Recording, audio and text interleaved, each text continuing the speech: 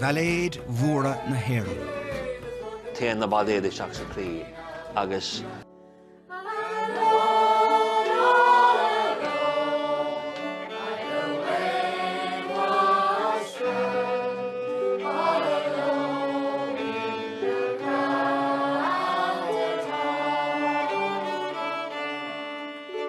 Well, tá tú chótóca le slíomh na man an tárán mór Gaelach.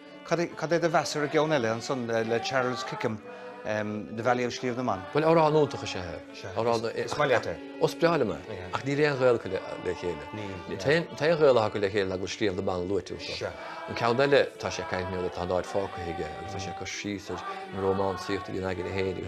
Ní le bhain féin spéirige le sin ach slíomh na man eile tá sé tagart a 16 So an sin taon ghilcha haidir dárán ná anim lé. Sin méid.